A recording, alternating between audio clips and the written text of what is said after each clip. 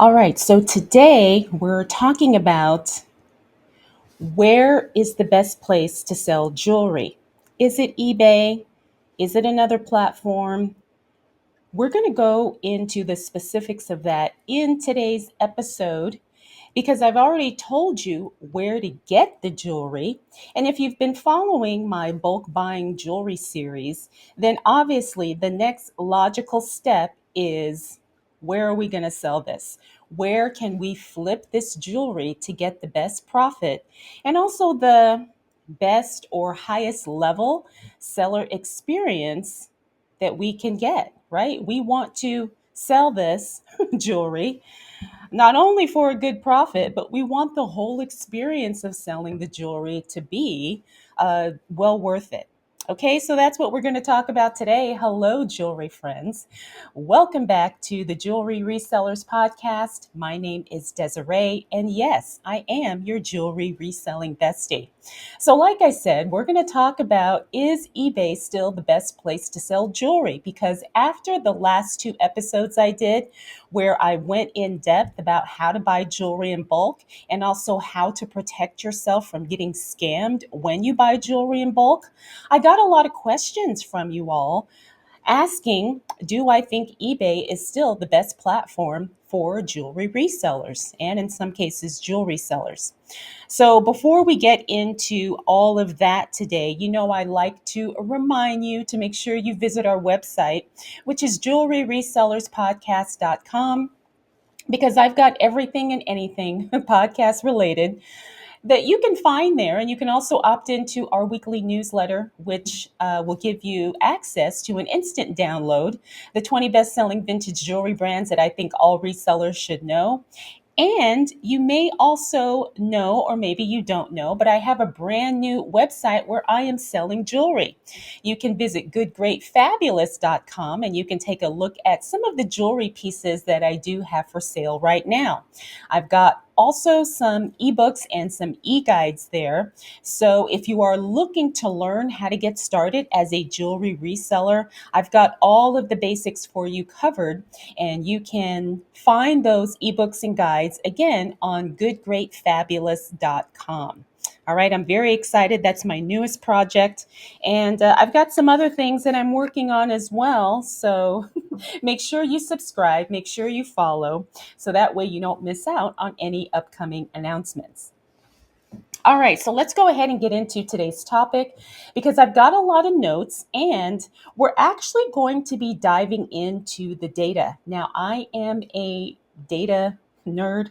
I like to see the numbers. Even though I'm not really good at math, I like to see statistics and data because that really helps me get a better perspective and a more thorough understanding as it relates to my business, as it relates to eBay, which is the platform we're going to be talking about today, and whether or not I want to invest a lot of my time, effort, and energy into building that up. Now, I have said on the podcast many times before that even though I like eBay, it's not my favorite. And my opinion, as it relates to eBay, has definitely changed over the course of the years. And I'm sure for a lot of you, you can relate to that too.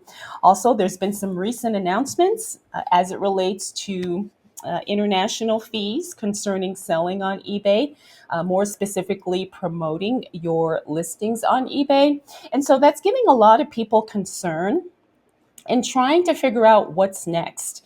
How do we navigate these changes, which seem to be never ending as it relates to eBay? And how do we make the best decision for not only our business, but for us as resellers, entrepreneurs, solopreneurs, self-employed people, right? Because we have a whole nother layer of decisions that have to be made when it concerns how we are going to operate our business and how we are going to connect with our potential buyers and customers. Okay, so let's go ahead and get right into it because we do have a lot to talk about today. Now, here's the thing. I don't know because I've gotten questions about just, is eBay a good place to sell jewelry? And I guess the short answer is yes, eBay is a fantastic place to sell jewelry, but is it the best option for us right now in 2025? I don't know if it is. I don't know if it is. And by the end of this episode, I'm hoping that I give you some ideas and maybe just some things to think about so you can increase your options or maybe consider options that you were not even aware of before. All right. So, like I said, I talked about my last two episodes where we went into how to buy jewelry in bulk and how to protect yourself from getting scammed. If you have not watched those two videos, I will put a link or a card if you're watching on YouTube. I will also put a link in the show notes and in the description. So if you're listening or watching, I'll make sure to put links to those past episodes as well. All right, so now we're getting into eBay specifically. That's what I want to focus on because I know the majority of resellers out there sell on eBay. All right, now back in the day, eBay was the default selling platform. eBay was the place, if you were a reseller, if you were trying to sell anything, eBay was the place to be. All right. If you were reselling jewelry maybe 5, 10, 15, even 20 years ago, you had to be on eBay. You know, eBay was where everybody went to find secondhand or collectible goods. But things are very, very different now. Now we have so many options, not only as sellers, but our buyers have a lot of options too. And the thing is that eBay has become, and this is only my opinion, increasingly more difficult to really make the money you want to make. And and I understand that, eBay is a business. At the end of the day, they're trying to make money. But from my own experience and from what I've heard from other resellers, um, I don't consider eBay like a partner or or like we're working on this together.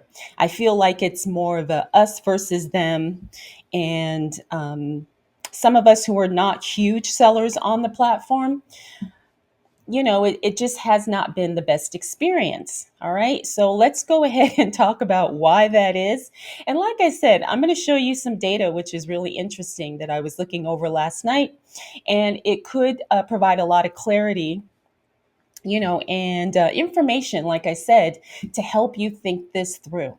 Okay, so the number one thing why, or the number one reason why I think eBay may not be the best choice for jewelry resellers right now is because of these new ad fee policies. Now, I know right now it is only international, but a lot of us who have been reselling for a few years, the potential of that same new policy or fee structure coming to those of us in the United States, the likelihood of that is pretty high.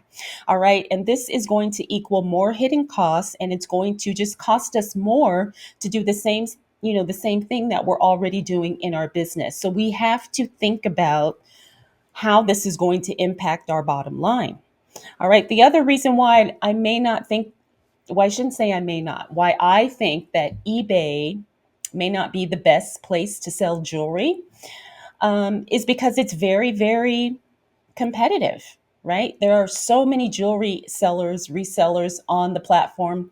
And if you are not a big seller, if you are not someone who is doing this diligently day in and day out, your listings will probably just get lost in the shuffle. All right. That's just the unfortunate reality. And that's the way it is. I know when I was doing really, really well on eBay, I was listing either 25 or 30 jewelry pieces a day, and I had on average about 3,000 pieces in my eBay store. Now, this was a couple years ago when things were at their peak, at least for me, and when I was making the most money. However, it was a grind, and I got burnt out. I got burnt out, and it wasn't fun anymore. Now, I'm not saying our business has to be all fun and games and rainbows and roses, but I know for me, what is that saying? The juice just wasn't worth the squeeze, especially when you've got so many other options. And I'll talk about that later. The other thing I don't like about eBay is like they run competing ads on your listings. All right. So even when you pay for an eBay store, even when you pay to promote your listings, they're showing competitor listings right next to your listing. Even on your listing page, I noticed this the other day. They had a little banner across the top that said, you may want to look at this seller's store. You may want to consider similar items or something like that. And I will throw a clip in or a photo in so you can see what I'm talking about. But that's very frustrating because if I'm paying for an eBay store or if I'm paying for a sponsored ad, then I should, at the very least, be able to have that space without competitor or other sellers' ads popping up right next to mine. Maybe at the bottom of the page, sure, but right at the very top, um, I don't know. I just don't like that. And maybe I'm being too picky. Maybe that's just how it is. But that really bothers me, and I just don't like that. We talked about high fees that are eating into profit margins for us. All right. eBay fees are never going to get lower. They're only going to continue to increase. Again, depending on where you sell, you're always going to have fees. It's just a matter of what is acceptable or not to you. Um, on eBay, there is an oversaturation of cheap mass market jewelry. All right, there's a lot of stuff, the cheap stuff that's, from China. There's a lot of fakes out there, especially in the jewelry category. More specifically, in the vintage jewelry category, there are a lot of reproductions that people are passing off as original and trying to sell them as such. So, again, it's just an oversaturation of too much, right? Too much. The other thing a lot of sellers complain about with eBay are the high returns and the scams from buyers. I've dealt with this. I'm sure if you've sold on eBay for any length of time, you have dealt with this as well. All right. So that can happen on any platform, but it just seems to be more prevalent, I guess, on eBay because a lot of buyers know how to work the system.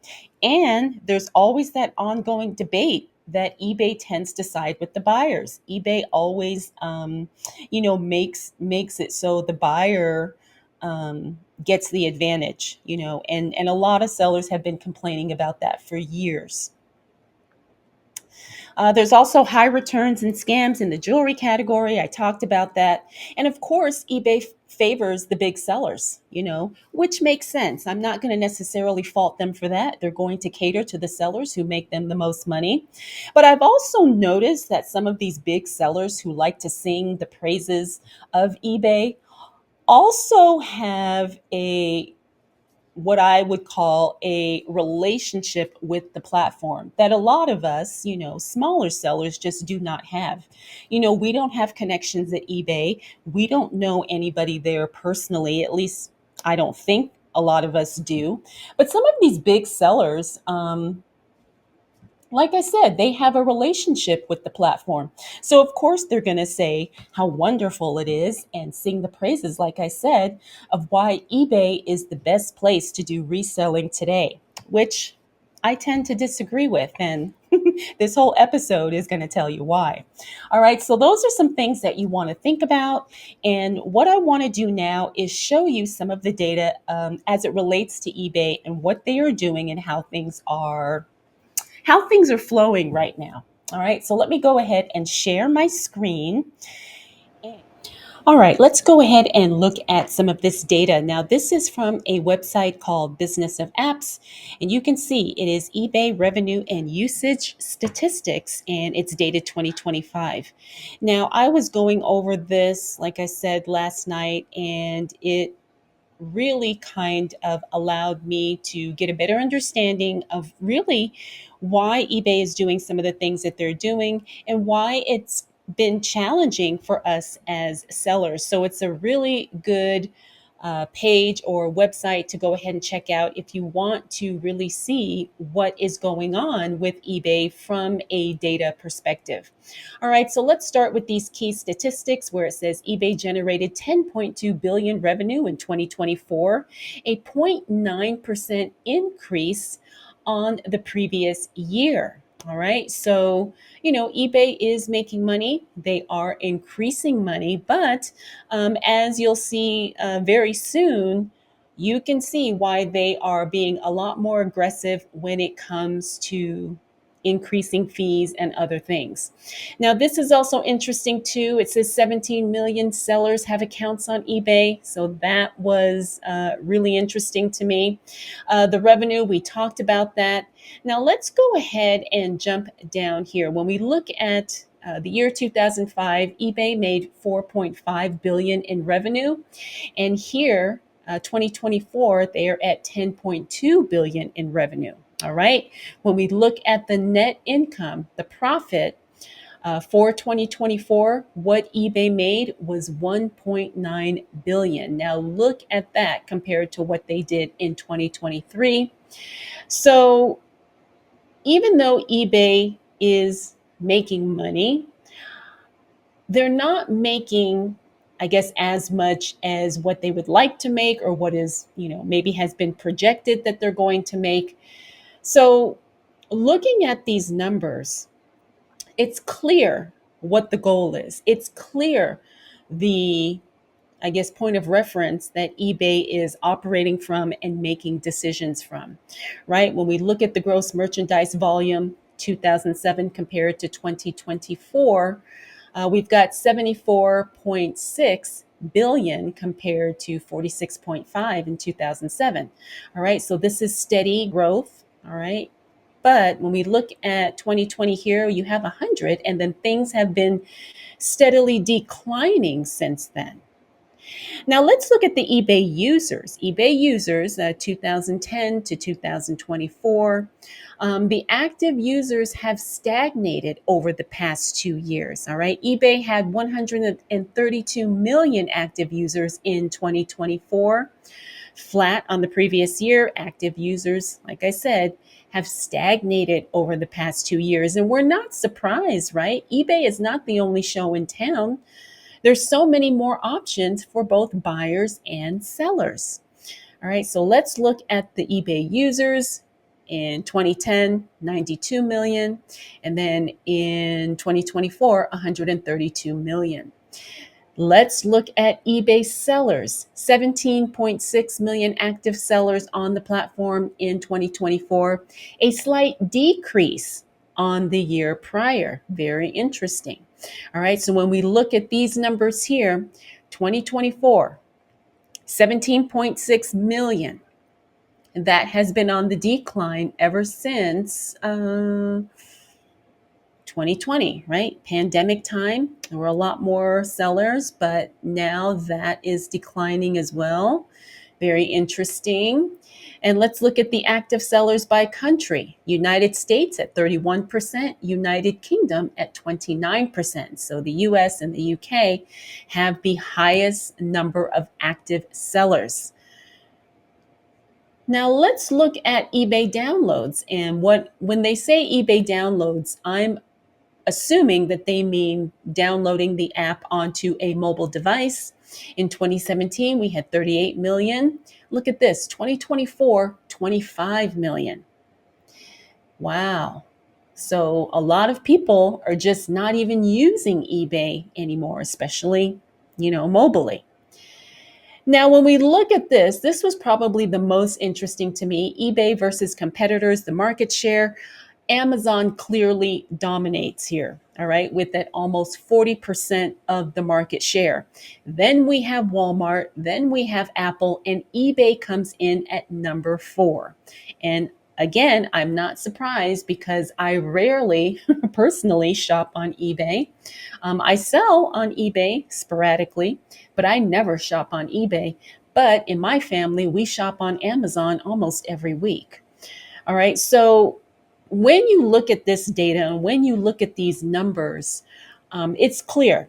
It's clear that eBay is trying to definitely boost its position in the market as a online retailer.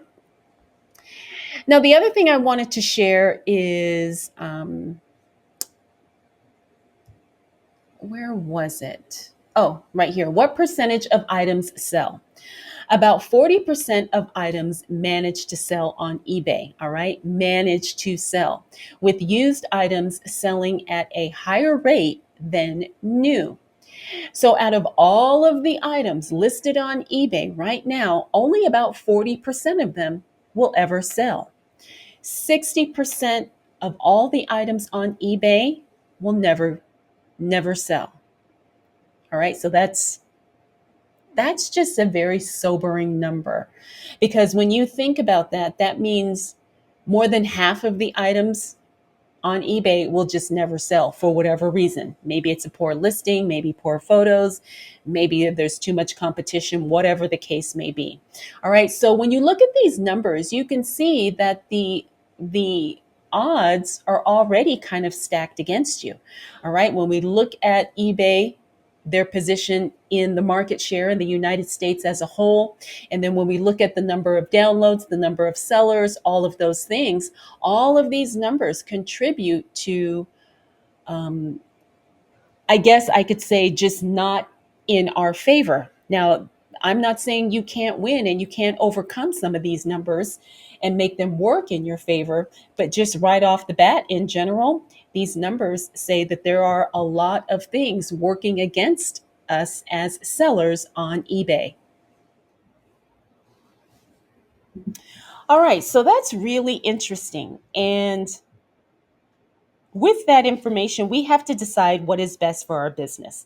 Now, back in the day, I have made a lot of money selling jewelry on eBay, and I'm not going to say it's not a great place. But what I am going to say is, like, I don't think it's the best place today to sell your jewelry. Again, this is just my opinion, because there's so many other options out there. And with so many other options, why would I subject myself to having to jump through so many hoops just to have a potential chance of selling something on eBay, which, as you saw with the data, I only have a 40% chance of selling something, right? Now, of course, that's going to vary depending on your listings, exactly what you're selling, your photos, all the things that we've talked about here on the podcast. But I don't know. Um, I'm just not I'm just not as enthusiastic or as excited about selling on eBay, like I said, when there are so many other options available.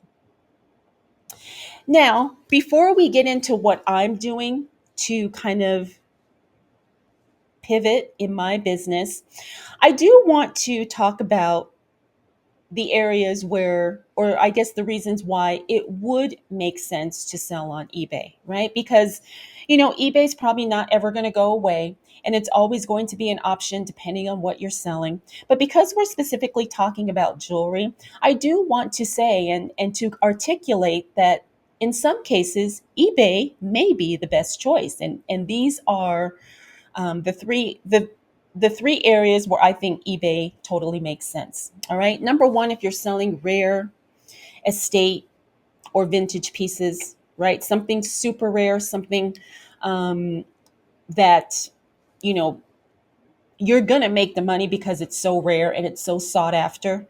All right. You can definitely make money that way, especially if you want to do auction format. You know, Somebody asked me that too. They said, is it better to sell jewelry auction format or buy it now? I think depending on what you have, and if the piece is super rare and it's something that people are definitely looking for, the auction format could bring you a lot more money versus selling it in buy it now. All right. But again, it has to be something super rare and unique, and also it has to be something that is currently highly sought after and highly in demand. All right, that is when I think it is a good option to sell jewelry on eBay. If you are a high volume liquidation seller, all right, if you sell hundreds of jewelry pieces a day or thousands of jewelry pieces a week, I think that high volume business model could definitely work. I know I kind of did a little bit of that when I was in my peak of selling jewelry on eBay, because I was listing so much, I was selling so much. So even some of those pieces that maybe only sold for $10 or less, because I was selling so much, I was still able to make pretty decent money. But again, that's going to take a lot of work because it's a lot of listings, it's a lot of photos and a lot of shipping and all of that. But for some people, that high volume business model does work. And I think that could work beautifully on eBay. All right. The third option to where I think that eBay might still work is if you are a seller with existing store ranking momentum. In other words, if you've been on the platform for years, decades, whatever the case may be, and buyers just know you, they know your stuff, they like buying your stuff, they trust you, they've been buying from you for years, then yes, eBay definitely is going to be the place where you want to sell your jewelry. All right. And there are a few sellers who do have that really strong, loyal following of buyers on eBay, and they continue to sell really good, amounts of jewelry every day, every week, every month. All right. So if you are one of those sellers on eBay who does have a long standing and a loyal customer base, eBay may be perfect for you. All right. It just might be. And you may not want to change anything. Okay. Although I know that's not all of us, I do know that there are some jewelry sellers out there who make it work. All right, so now that we've kind of examined eBay, the potential benefits, the things that we don't like, um, eBay is not my number one choice to sell jewelry right now. And I don't know if that will change. I do have a few listings on eBay, but I don't list every day. I don't consider it my main squeeze platform like I did in years past.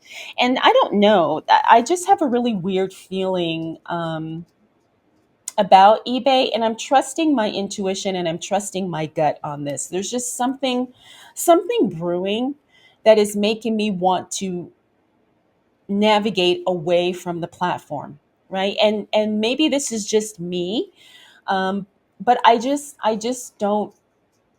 don't think for me it is worth it to invest any more additional time and energy into eBay as a reselling platform that I want to invest in.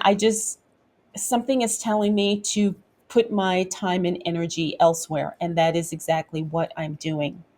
All right, so you guys know what I'm doing now is live selling. That is what I love to do. That is how I like to sell my jewelry. I do live selling on Whatnot, Poshmark Live, and District. All right. I sell in a couple of communities on District, and I really enjoy selling my jewelry there. I've done some Whatnot shows recently, and for me, the Whatnot platform is hit or miss. But I would much rather spend my time doing a Whatnot show versus listing on eBay. That's just me. I know that may not be everybody, but that is how I like to sell my jewelry. Now, the other thing that you guys now know that I have talked about is that I have my own website, my own online store, goodgreatfabulous.com. And that is another way that I am selling my jewelry directly to my buyers. Now, I don't have the traffic like eBay does. But the thing is that I like having my own website to sell my jewelry because I have so much more control of the selling process and how I am showcasing my jewelry pieces. Again, I know I don't have the traffic that eBay has, but I do have some traffic, and I am able to leverage some of the traffic I have from this platform, from social media, from this podcast to kind of draw people to my online store. All right. So that is another way that I am choosing to sell my jewelry.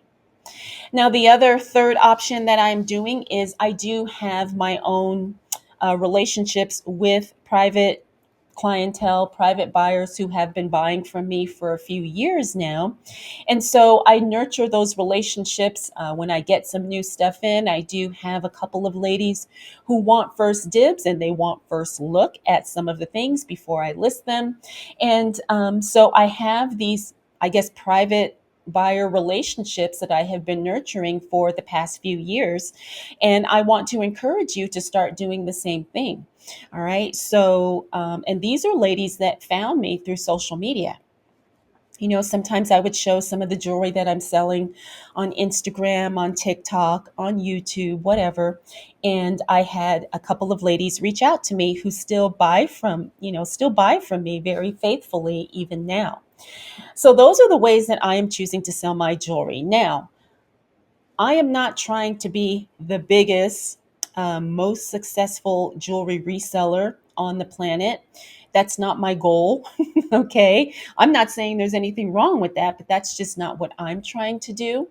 I am trying to just have um, a really good seller experience that is profitable. All right. I do have some goals, but remember, for me, jewelry reselling is not my only income stream. And I know for some of you, it is your only income stream. All right. So you're going to have to figure out what's going to work for you and what's not going to work for you. Like I said, I'm not saying eBay can't work, but I do want you to consider other options because the more aggressive eBay gets with some of the things that they are doing, policies, fees, and so forth, you're going to have less and less control of your process and your experience as a seller on that particular platform.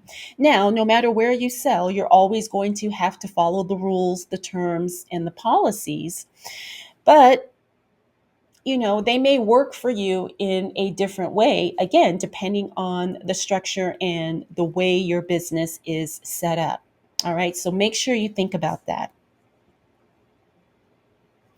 So, in closing, what I want to really, again, encourage you to think about is don't rely on one platform. I know we focused on eBay in this episode, but even if you only sell on Poshmark, even if you only sell on Whatnot, make sure that you have other options available to you.